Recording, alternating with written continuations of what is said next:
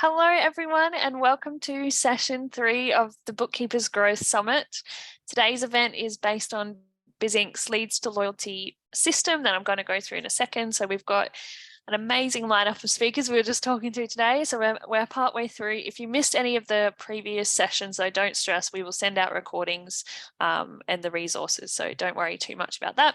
But we're up to the third session today, which is about engagement. So let's get into it. It's all about social media mastery today. So how to post content like a pro and love what you're putting out into the world. I love the title Sharon's come up with there.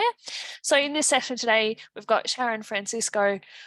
She's been a business coach for bookkeepers. She has 15 years of experience, particularly in the franchise sector, coaching and mentoring franchises to grow their business and teaching them the benefits of religiously following systems, how to build loyal teams and sell with confidence, which is a pretty awesome bio. So she's also joined her sister-in-law in a bookkeeping business back in 2013 and grown it from 1 bookkeeper to 12. So that's awesome. And now Sharon is helping other bookkeepers build something they would eagerly jump out of bed for in the mornings. So I'm going to hand it over to Sharon in a second, but thanks very much, Sharon, for being here today. It's an absolute pleasure. Thank you, Anthea, for that lovely intro. Yeah, I'll just quickly go through the Leads to Loyalty framework on screen in case you missed our earlier sessions today. So like I said, we're up to the third stage there, the engage section. So planning is about knowing who you're going after, knowing where you want your business to go, what you do and don't want it to be. Attracting is about attracting those ideal clients, getting them interested. That first initial stage, I just presented on that and we'll share that with you. And now we're going to be talking about taking that next step, like engaging those ideal clients. So and after this, it'll be converting them into clients and keeping them. So it's the whole framework, the whole stage. Sharon was going to share the techniques to come up with content. Obviously, it can seem like a challenge creating content out of thin air. I know that many of our clients tell us they just don't have the time for these sorts of things. So Sharon's going to give you some tips on creating content, developing a repeatable format, and positioning yourself in a position of authority. So I'm going to hand it over to Sharon now. I'll stop sharing screen, but just a quick little bit of housekeeping I'll run through while Sharon's getting set up is obviously the session's being recorded and we'll send these resources out as we go as well. So if you have any questions, feel free to use the Q&A and the chat panels to send them through. We will have time at the end to ask Sharon some questions, but over to you, Sharon. Thank you very much, Anthea. Welcome, everyone. This is my favorite subject. I love it because this is the way you grow businesses and it's very exciting. I did a personal branding program about 5 years ago now, and everything I learned in that personal branding program has really helped me develop my business, but also with my clients. So I'm going to share some little golden nuggets with everyone here today. The first thing I want to start talking about is people buy from people and they buy from people they know, like, and trust. So we need to start building our brand online. And I know that makes a lot of bookkeepers and accountants run for the hills because it's like, we all want to stay behind the scenes and sort of just, organically grow our business. But I think we're at a time in life where it's a lot easier with all the online stuff that we can do is to start elevating our personal brand. So I'm going to share with you some groovy stuff at the end of the presentation as well that will help you kind of understand where you might be on that ladder of hiding, because a lot of us are hiding and putting ourselves out there. And remember, this is just about making a start. It's not about like bowling right in and getting everything done straight away. So this can unfold. It doesn't have to happen straight away. And I'm just going to throw a whole bunch of just, ideas that you can start percolating and, just to make a start. That's the key point here. Okay. Crafting your online marketing, driving hot leads using killer content. Okay, welcome. It's a big picture of me. So 3 marketing modules. Normally what we do is go through 3 marketing modules. The first one being activating online referrals. The second one being crafting our online content, which is what we're up to today. And the third one is building a lead system. So today's job is about crafting our online content. Now I'm hoping we've got the workbook in the link. Yeah, look at that. Thank you so much for that, Anthea. So the workbook is in the link. The workbook is in the chat box now. If you could grab that, just have it open on the screen next to you, or if you need to print it out, print it out. It should be, you should be able to put some information editable, so you can start filling that out. All right, so before we start, a few quick questions. How many of you are advertising online? Can we get a bit of a feedback in the chat if that's possible? We're getting some feedback here saying that there's no link. Sorry, we accidentally sent it to ourselves. We've updated it now to send it to everyone. So it should be there now. Sorry. You get it now, no problem. All right, so you should have that now.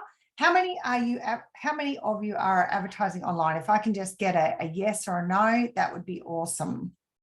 No, so Stephen, you're not doing anything online. No.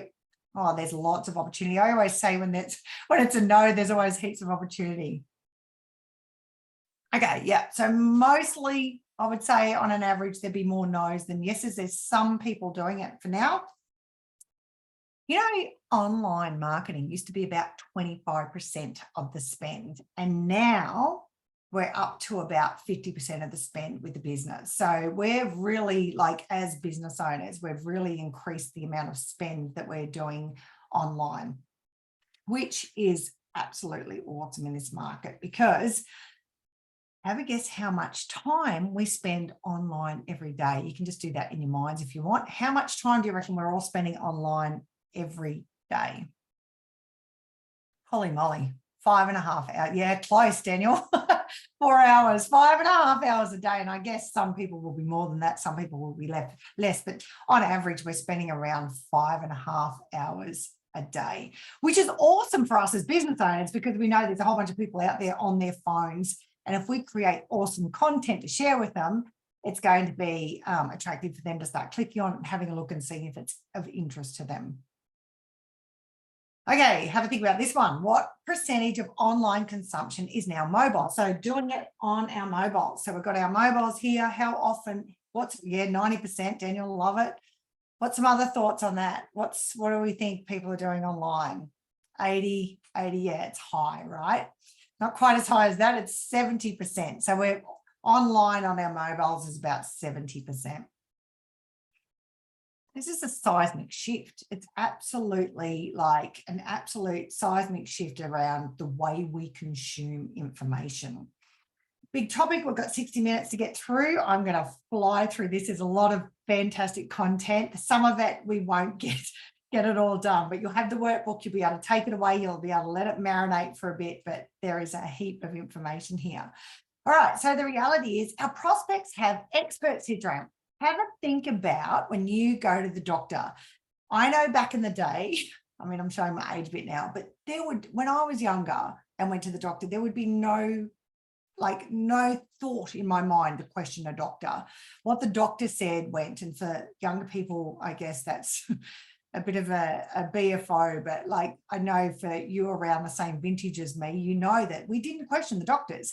Whereas now we go, yeah, well, okay, let me tell me a little bit more about that. And you have 3 opinions and whatever that might be. So imagine if we're doing that with our doctors, people that have studied for 5 years, they're the expert in their field.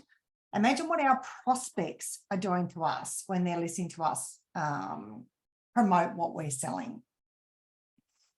So we're all in a crowded and noisy marketplace. So the barriers to entry have never been lower, but we're competing with a whole bunch more people. So we've got to make sure our message is crafted in a way that it's really attractive for people to click on and want to find out more about. And the risk could be that you're going to be left behind if you don't really start crafting that content that people want to click on. So the opportunity is that now it's really affordable. We can all play this game. And we want to be able to play this game where we stand out. And the way that we want to do that is outsmart our competitors versus outspend our competitors. So we don't have to spend a truckload of money to get our message out to the world. All right. And we want to become an authority. We want people to see our message and our intellectual property as an authority. to attract the best leads and leave the rest behind. So we want all those A-class clients.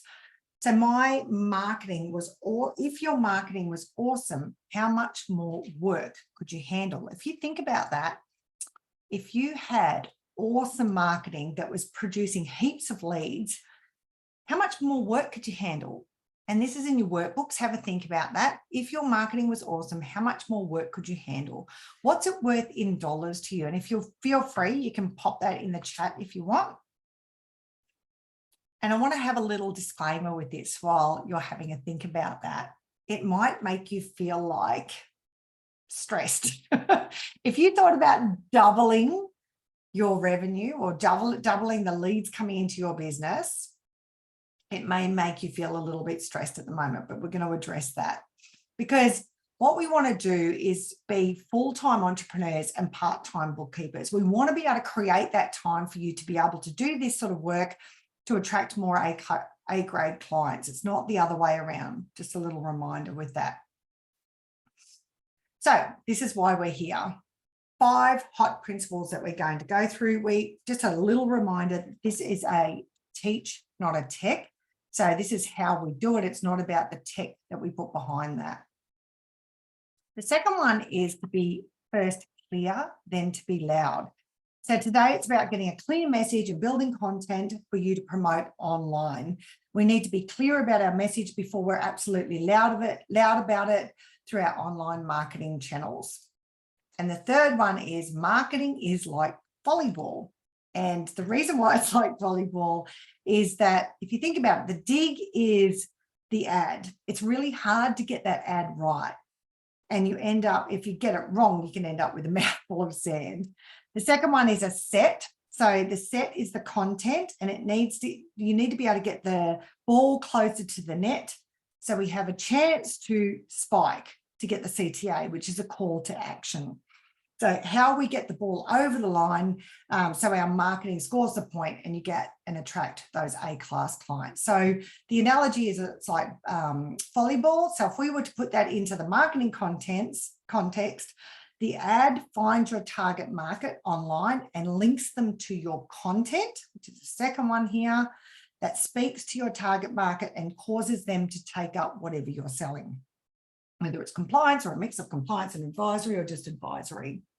And the CTA, the call to action, that's what CTA stands for the CTA that gives you a lead, not just any lead though. We want leads that are A-class, customers that pay, stay, and say great things about you to other A-class clients, because generally A-class clients hang out with other A-class clients. So you want them to stay, pay, and say great things to their friends. All right, now content is king. We must get our online content to cause our prospects to take action. Lucky for us, we have recipe cards today, so you don't need to be a marketing guru. So to your workbooks, let's make a start. And this is what I started out saying, guys, make a start, not a store. We're not trying to get all this done today. I want you to sort of take this as the concept and kind of use this over the coming months to start marinating on what you'll start putting out to the world around your content. All right, so in your workbooks, the marketing triangle, you should be able to find that now. And the first one there is our message. All marketing strategies have 3 components, and it starts with our message, what we're actually wanting to say to our audience. So you should have a blank triangle, I believe, in your workbook, so you can start filling that out. And then our second one here is our message needs to have a theme. And it's lucky for us that we've only got 3 themes to choose from. The theme of quality, service, or price, because generally that's what your prospects are looking for. It's a mixture of that quality, service, and price. So to decide on what theme to build our message around, we need to think about our market, who we want more of, and just as importantly, who we want less of. We're going to have a little exercise with this in a minute, but have a think of the client, 1 or 2 clients that you love working with, and get their first name in your mind. So who is it that you want to attract more of? And then think about a client that you've got that you think, I just don't want any more of those clients. Have a think about that first name so we know who we want less of when we're going through this exercise. All right, so to decide on the theme, to build a message around, we need to think about our market of the ones that we want more of. So the message must match that market. Our message must match the market to who we want to attract. So when we think about our market, we need to beat the market on one of the three themes. So we don't have to beat them on the three. I think a lot of people think that we need to have the best quality, the best service, and the best price.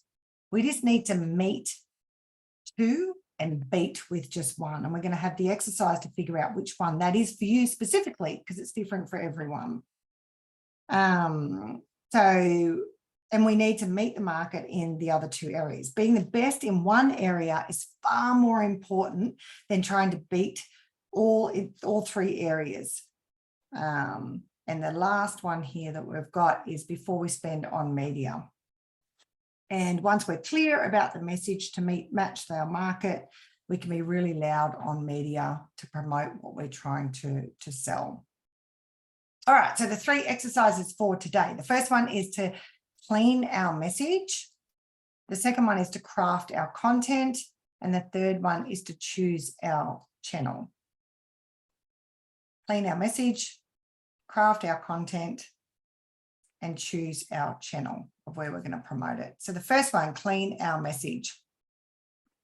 I want you to go to your workbooks. This is a really groovy little exercise. I've done this with my clients before, and they've got a heap of value and a heap of clarity from doing it. So cleaning our message, this deals with the principle of first clear, then loud, which is what we just spoke about.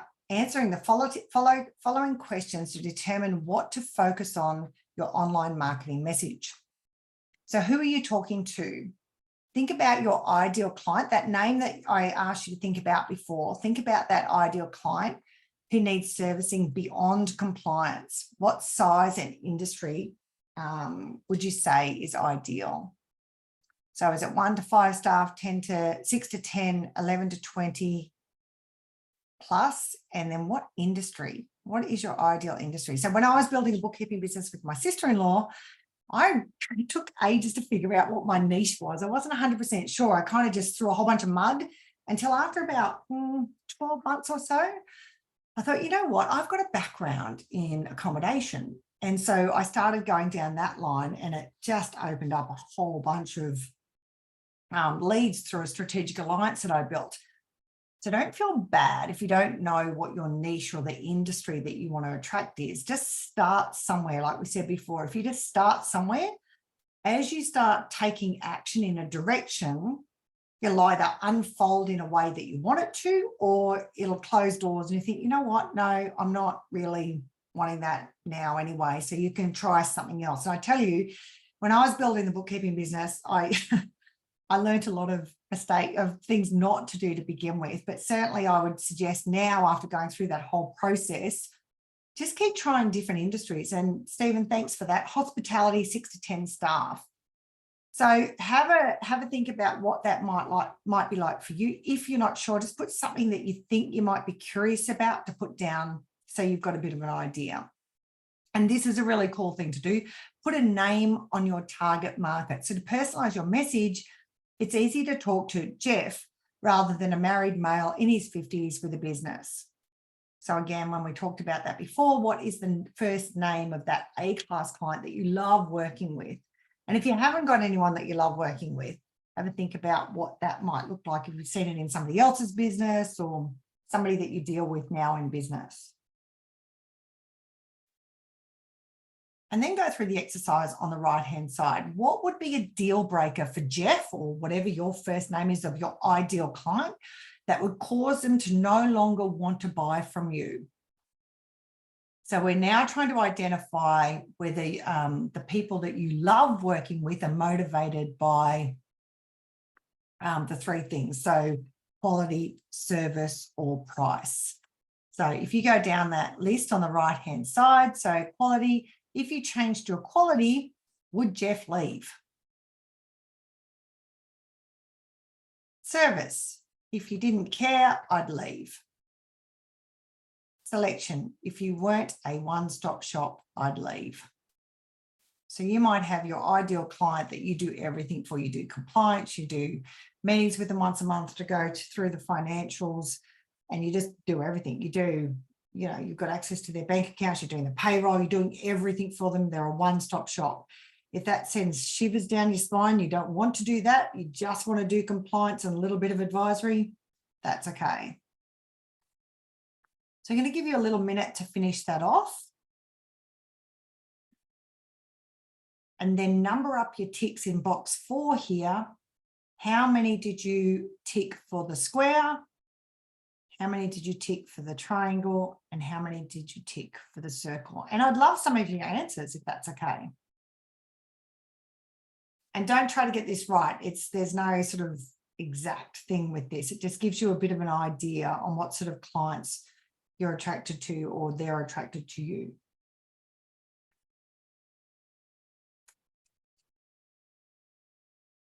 Okay, so what we're going to do now is going to match your market to your message. Based on your answers from the previous page, have a look at the message that you'll focus on when you build the content that will be consumed by your market. Which one had the most ticks? So if you'd share that now in the chat room, if that would be possible in chat, or just give me a thumbs up or you're following along, or if you're lost, I'd love to know so I can go through that again. All right, service, square, right? Thanks, Lisa. Thanks, Steve. Anyone else? We've got 42 people on the call. Let's share some stuff. We want to make sure that we start hearing what everyone else says as well, so it gives us a bit of an idea. And then we're wanting to beat the market strategy. Should you focus on your quality, your service, and your price? So much of your online content should therefore carry a message and examples and videos that help your target understand the value of stuff. It was quality. So we've got a couple with service. John, your service. So your quality or brand versus your competitors, your service or speed of turnaround versus others, or your price or value and why it matters. So just to be clear, on the right-hand side, we want more leads from prospects who are like Jeff was the example, whoever your example was, who are looking for better, perhaps it's service for you, might be better quality, depends on what, how many ticks you got in each of the boxes and which one was the most. And we are less concerned about whatever the other two that were less. This will be the message we use to craft our content. So what we've done here is decided we want more Jeffs, and Jeff really values service. So we want to make sure we pitch our marketing and our content that shares about how great we are with our service. Hope that makes sense. So let's get stuck into it. Crafting our content. So the content generator, the content we're about to craft will carry your underlying message that shows them why service, price, or quality, whichever one you chose, matters the most according to the expert authority, you. Choose one or two content styles to deliver your message. So I'm not sure if anyone on here, I recognize any names. If anyone on here knows me, you know that I'm in love with video. I think video is the one way that you can bring your personal brand to the world. And it's the one way that scares the crap out of most of us.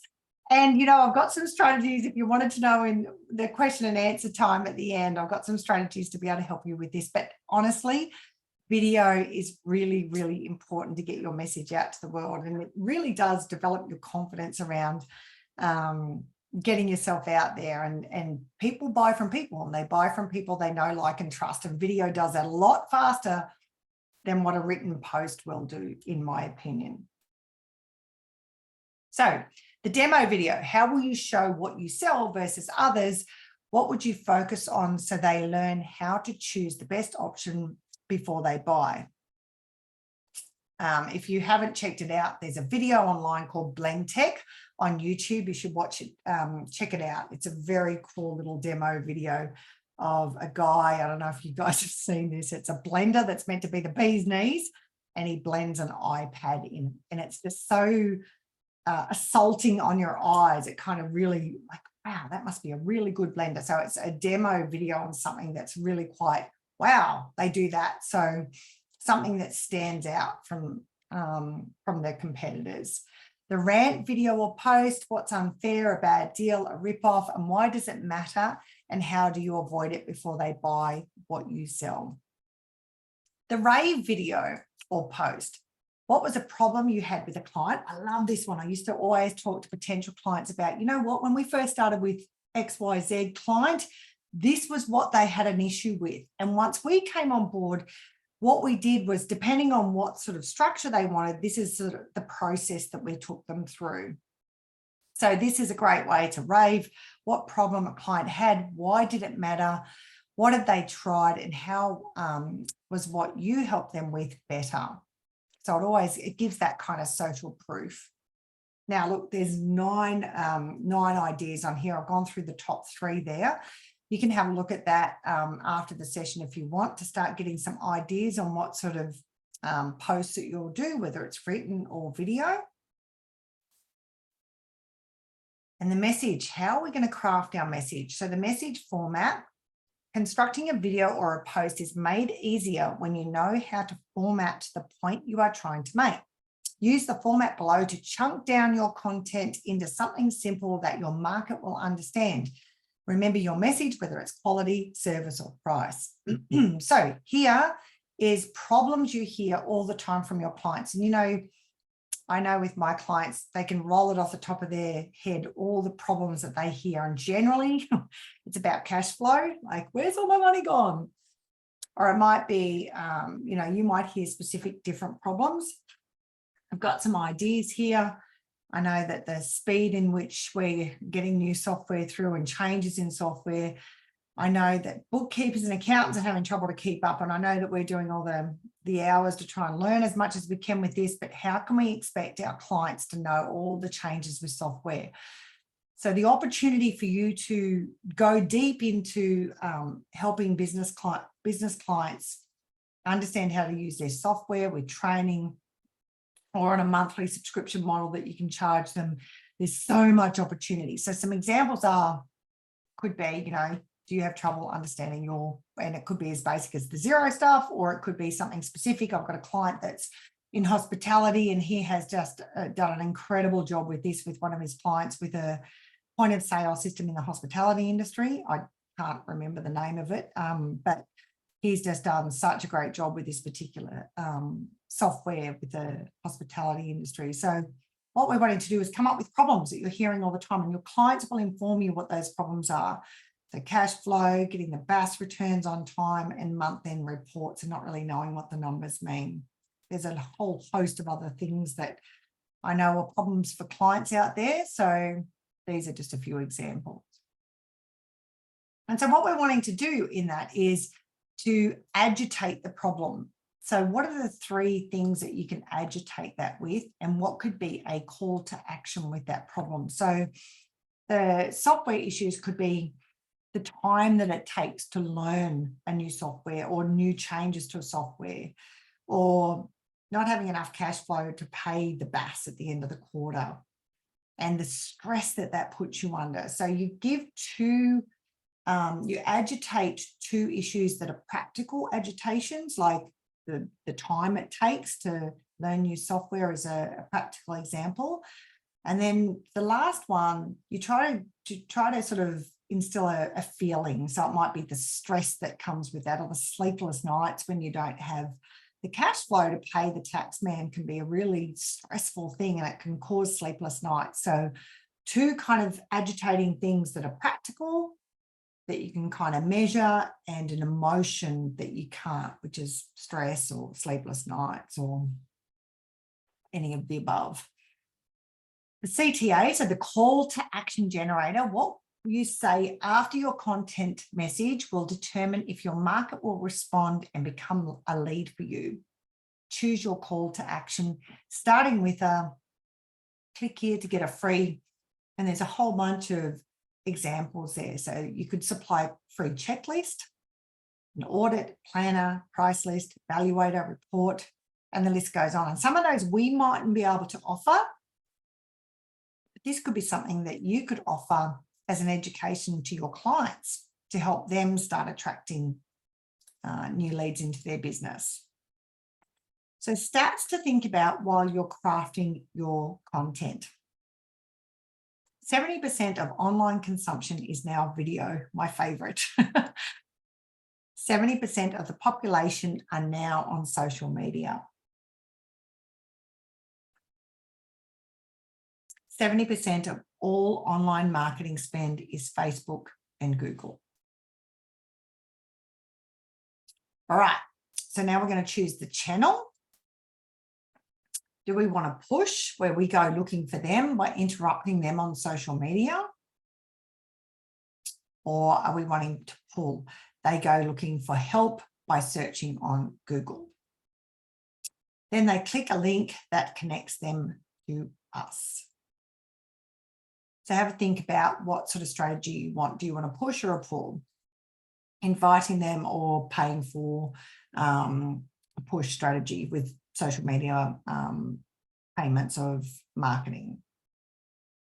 And then how do we handle the leads? So the icebreaker chat, and this is kind of a really cool go-to for getting new leads in, for networking events, just how to open up a conversation with somebody that can help you convert into a CTA. So the icebreaker chat, when you get inquiries, you'll want to go a go-to approach that works with anyone. The following icebreaker chat is a fail-safe. It always starts with an opening line that uses their name. So Jeff, great to connect with you. And so the loop is the 3 phases. So before we talk about what we do, what do you want to do and who do you want to help? So you're asking how it's going for them right now. How's things in business? How's things going?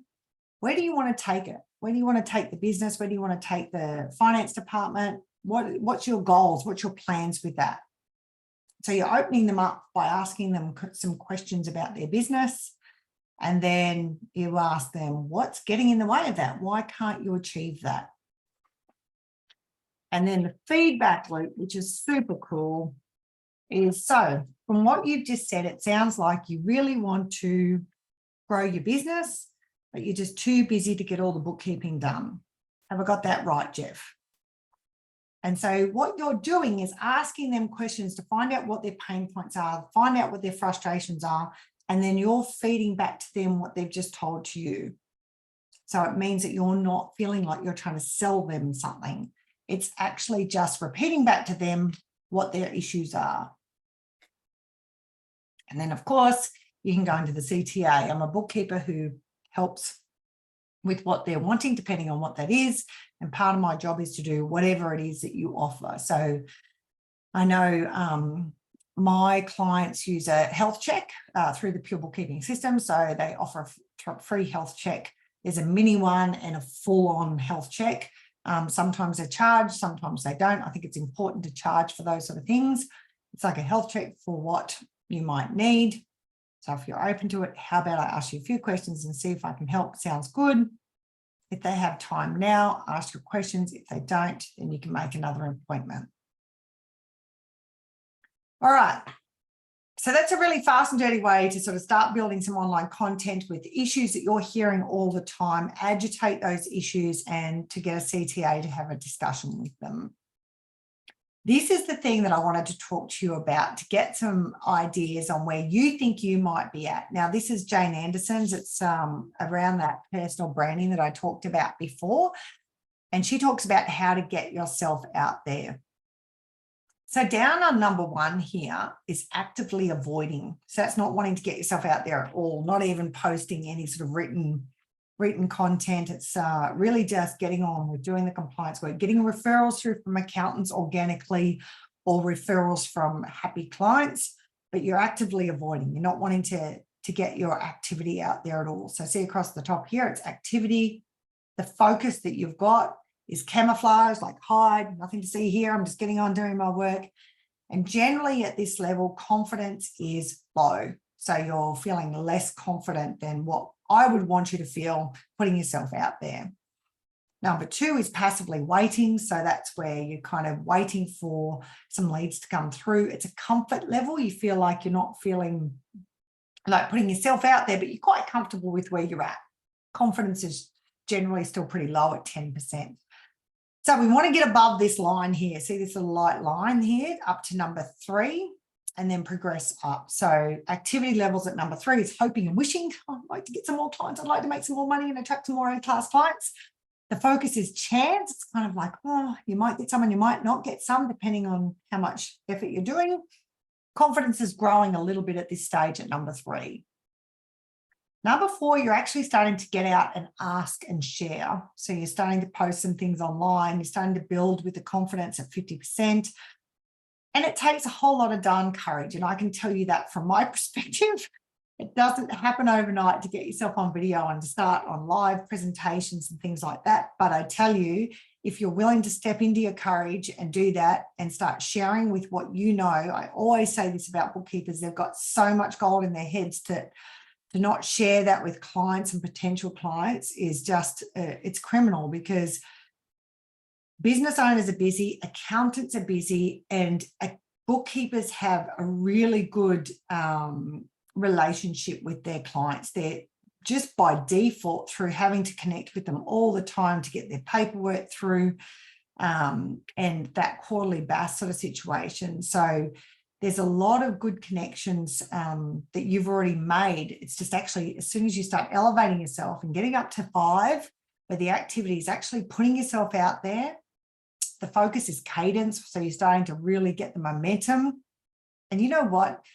For some reason, action and activity just breeds confidence. As soon as you start doing it and you start getting some wins and feedback from people, gosh, the confidence builds and you start going, yeah, okay, I'm really starting to help and really starting to feel like I'm making a difference in my business owners' lives. And I'm sure a lot of you feel like that now anyway, but the more you can share, especially around that advisory sort of stuff. And when I talk about advisory, I talk about whatever it is that you feel comfortable with as an extra. So if it's cash flow forecasts, if it's monthly, reports explaining the P&L, I can tell you most business owners don't really understand their P&L and where's the money gone. So, and benchmarking is a really good way to do that with your clients. So if I can ask you to share, what number do you think you're on? I'd love to hear where you're at with this. Is it 1, 2, 3, 4, or 5? Where do you feel like you're sitting now? And I was going to say, if I don't get any answers, I know you're all actively avoiding. Okay. All right. So Daniel, you're up around that 4, asking, sharing. Awesome. Steve, you're at that 2. Lisa, 3 or 4, around that 3.5. John, around the 4. Awesome. So you're all above that line pretty much, which is really cool. Excellent. Fiona, you're at that 4. So that's really cool. So I'd love to hear if you're doing video at the moment. If you're doing video, and I'd love to get, once we do some Q&As at the end, I'd love to hear how that's going for you. All right, takeouts. What have you liked most? What's been most helpful? I would love to get your feedback.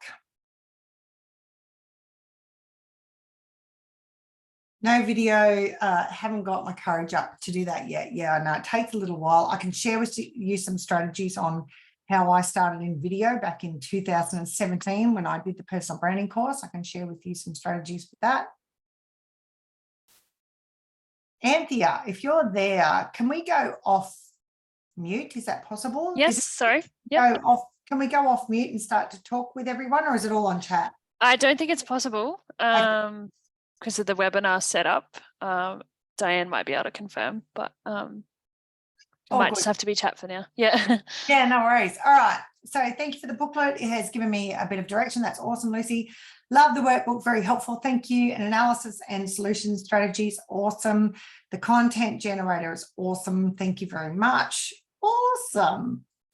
All right, so the icebreaker chart, excellent. Yeah, I like the icebreaker one too, Stephen, because it really helps. It's not you trying to tell people, it's actually just asking questions. And if you get really clever with the questions you ask, based on the, I think if you're based on the sort of problems you're hearing all the time, if you're asking questions to direct towards that, you're going to get some really cool answers back, which, you know, when you're doing the feedback loop. So what you've explained to me is this, am I right on the right track here?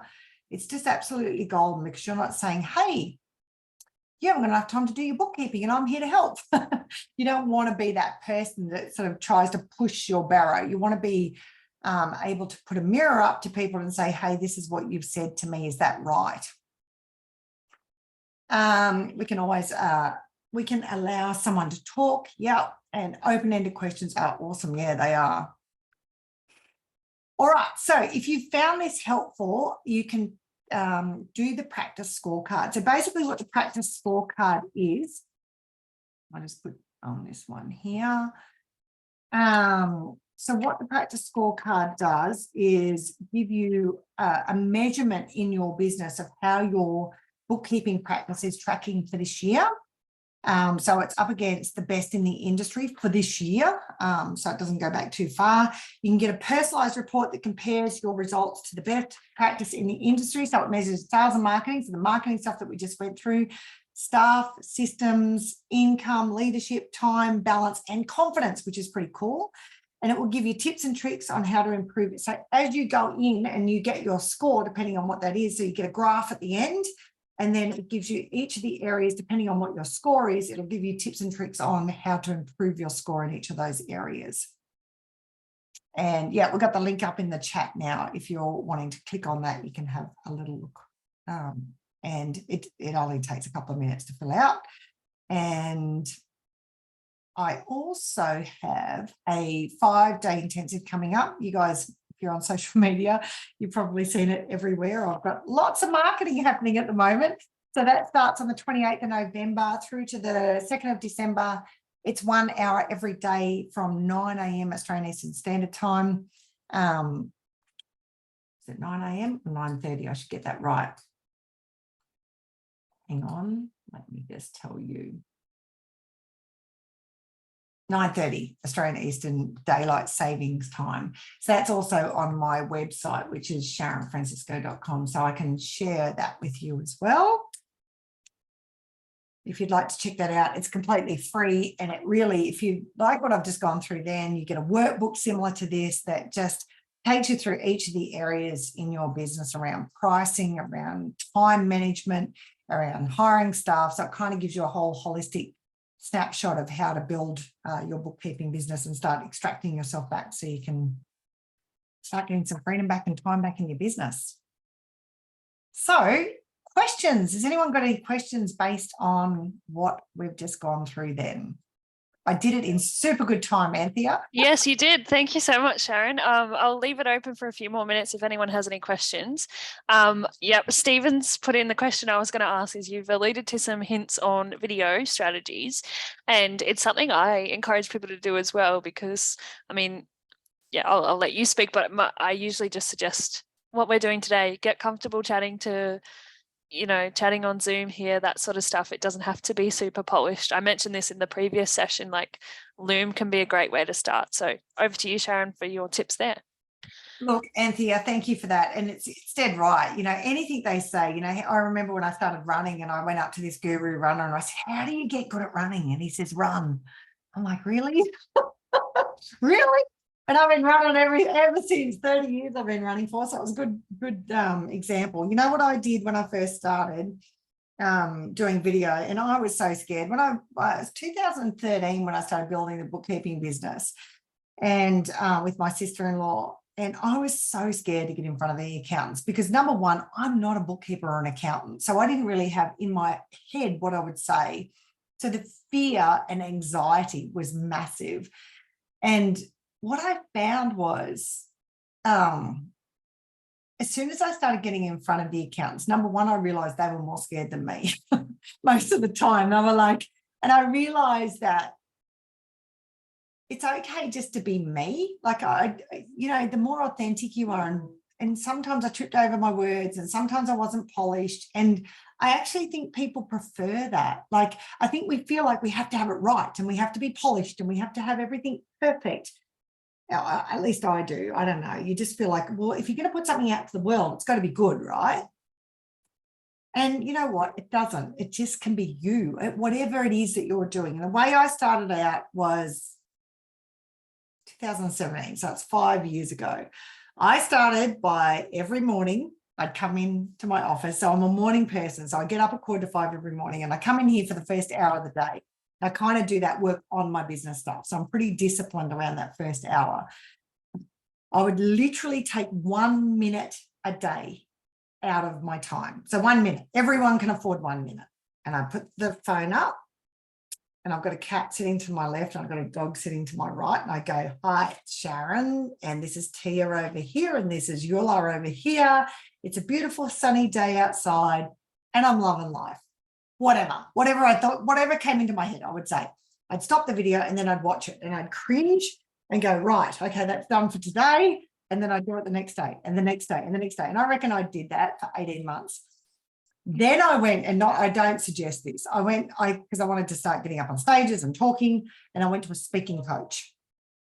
And I said to him, Tim, I record myself 30 times before I post a video, like over and over and over to get it right. I said, is that normal? He says, is that all 30?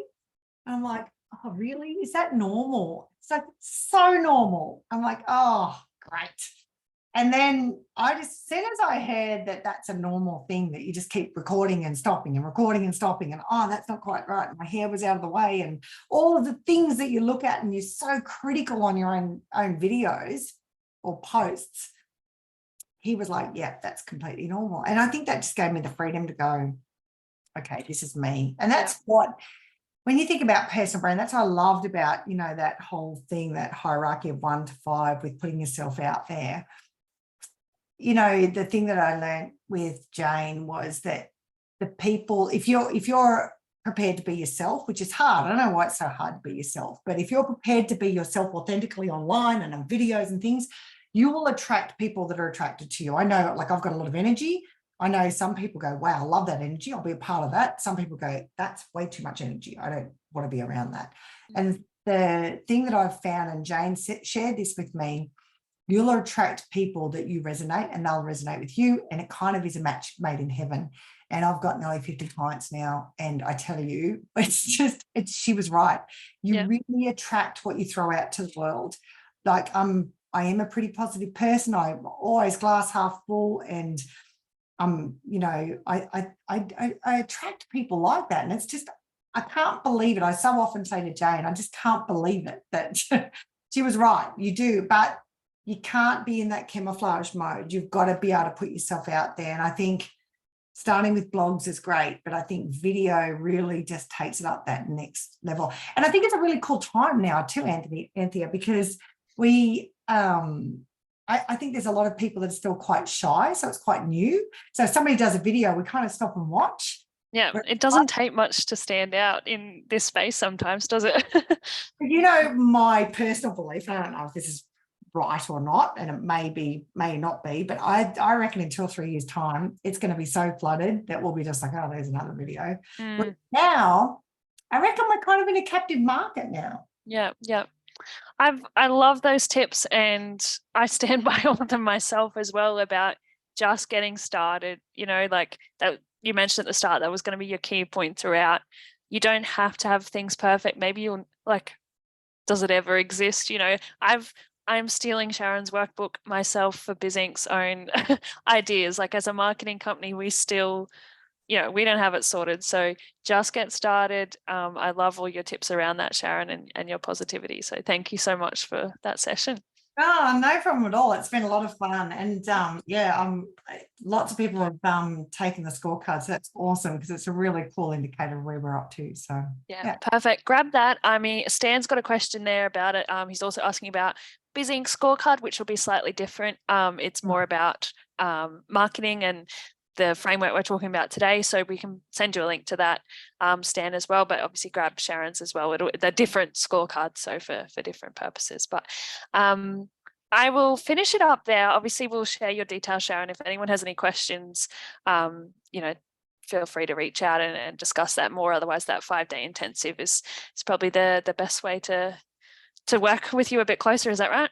Absolutely. We had like nearly 200 registrations last time and we got so much great feedback. So yeah, I'd love if people are interested to find out more. That's it's more of that kind of theme that I've went through today, just that conceptual sort of here, this is what you can do to start elevating in your industry. So Perfect. All right. Well, thank you very much, Sharon. We will see the rest of you in our next session, which is about convert. So we've spoken about, okay, who we're going after, all the ideal client A-class characteristics Sharon's spoken through, how to attract them and engage them with content. And next up is converting them to clients, and after that, keeping them long term. So thank you very much. And I appreciate your efforts coming along today and investing in, the growth of your bookkeeping practice. So appreciate you all being here. And thanks again, Sharon.